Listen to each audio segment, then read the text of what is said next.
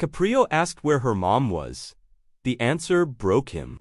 There are some mornings when court feels less like a courtroom and more like a window into the lives of people we pass every day without ever seeing. This was one of those mornings. Her name was Liana Torres, 16, maybe 17. Long dark hair pulled into a neat ponytail. She wore a jean jacket, a nervous smile, and worry far too old for her age. She stood alone. Her name hadn't even appeared on the docket. The citation was issued to someone else, her mother. A parking violation, failure to appear, and now, a bench summons. I glanced at the file, then looked up. "You're not Monica Torres?" I said softly. She shook her head. "No, Your Honor. I'm her daughter." "And where is your mother today?" That's when her voice cracked, just for a moment. "She's in the hospital." It wasn't dramatic. She didn't cry. She didn't plead. She just said it. And in that instant, something shifted in the room. I leaned forward. "Tell me what happened." "She collapsed at work 2 nights ago. She works third shift, cleaning offices. I was asleep when they called. The hospital's keeping her for tests. They're not sure what's wrong, but she hasn't woken up much since." The words hit like stones dropping into a still pond.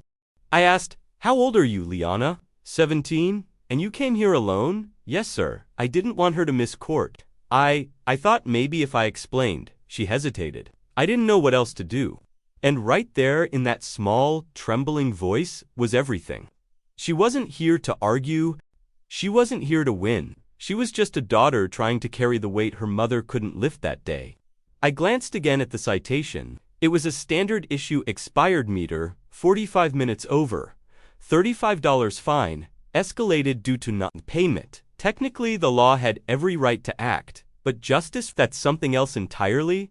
I asked, "Do you live nearby?" She nodded. "We live in South Providence, just us, no other family. I take care of my little brother, he's 7. My hand rested on the bench. "And how are you managing?" She smiled, but it wasn't joy. It was the practiced smile of someone who knows if they stop smiling, they'll cry. "I'm okay.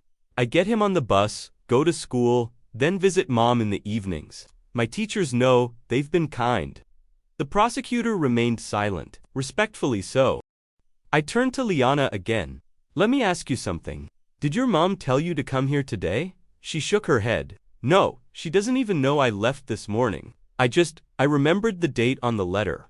There was a pause. One of those long, quiet court pauses where no one breathes too loud. And in that pause, I remembered my own daughter at 17. She had worries, school, friends, plans for college. This girl in front of me, she had a hospital, a younger brother, and a mother's name to carry. I took a breath and said, "Liana, let me tell you something. You're already doing more than anyone your age should have to. You came here not because the system required you to, but because your conscience did."